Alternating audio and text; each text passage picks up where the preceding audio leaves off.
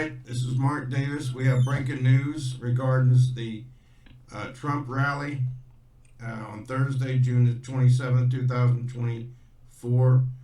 The attendees will be added to a database. Um, we have Mr. X here, and he's going to explain what's going on. Mr. X? Yes, good evening. Well, first of all, we got to go back to January 6th, the Capitol riots, whether you agreed with them or disagreed with them, where government provocateurs were involved in that, basically where the Patriots and Trump supporters were set up. Consequently, we've heard about numerous people. It's actually in the hundreds of people, most of which have not made mainstream headlines. Those arrests were occurred because of the facial recognition and the videos of individuals obtained and later analyzed. Of course, this has been greatly refined in the last couple of years using AI, aka artificial intelligence. What is happening is on Thursday, Trump supporters are going to be set up just like Trump is being set up in the debates by moderators that are hostile to him. Trump supporters are going to be set up because the cameras that are all over downtown Atlanta will be documenting the attendees to the Trump rally, which will be occurring Thursday at the CNN headquarters complex downtown Atlanta. Now, the problem is these facial recognitions are going to be used later to create a database of Trump supporters, and then they will spiderweb it out. When I say spiderwebbing is where they use the database using facial recognition. Then they will link immediate contacts, i.e., immediate family members, spouses, boyfriends, girlfriends, brothers, sisters, immediate family members, and then your friends, your employer, and such. They will also be added to the database. So the database will not just consist of the attendees, it'll be consisted of anyone that's associated to the attendees. Now, why is this important, or why is this a concern? Well, everybody that loves the Constitution knows that we're moving towards a socialistic, communist movement, as evident openly and boldly by the enemies of America.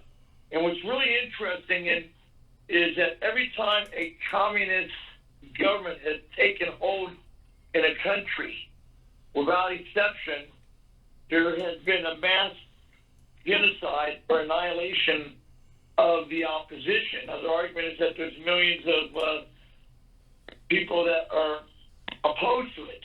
Well, you can look at all these communist regimes where literally tens of millions of people were literally rounded up and executed. This sounds far-fetched. I don't say it can't happen in the U.S. The database has already been created with Facebook. They're just enhancing it even more to see how many people are continuing to stand against the, well, some people say Democratic agenda. Basically, the Democratic Party is basically a Marxist movement, and the Marxism always eliminates its opposition.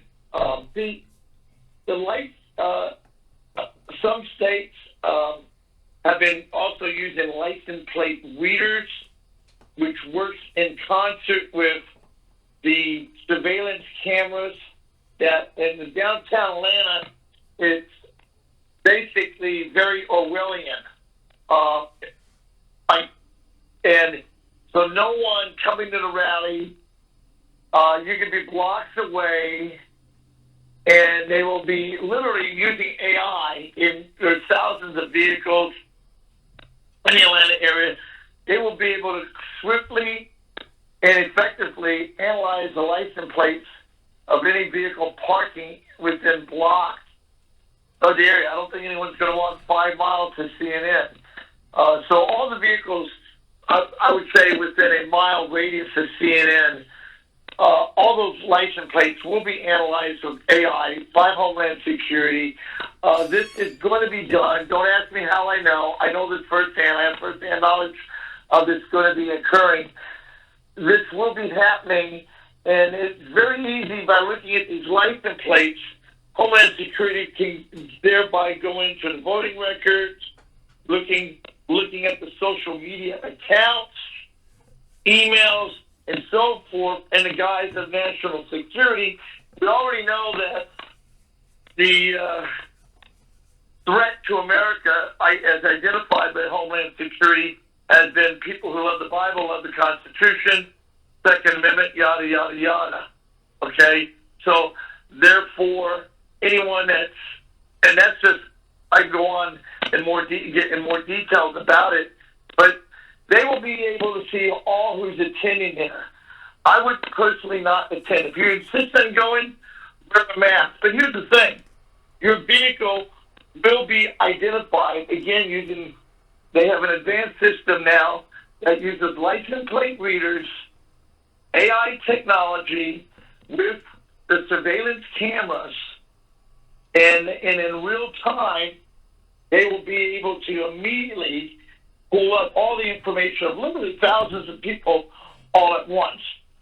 With the AI computer system and the quantum computers that are now being used by Homeland Security and the DOJ, they will be able to, see these people, and the people attending it are going to be looked at. Okay, these are the people that are still pose a significant threat that may offer future resistance to their agenda, and this is how they are preparing an event that, and I'm not saying for or against, an event that if people decide that they want to rise up, rebel, resist, civil war, revolution, again, I'm being neutral on that for the purpose of this interview, but all those people, they will be analyzed using, they're very sophisticated. They can look at your posts, basically almost get into your brain, so to speak,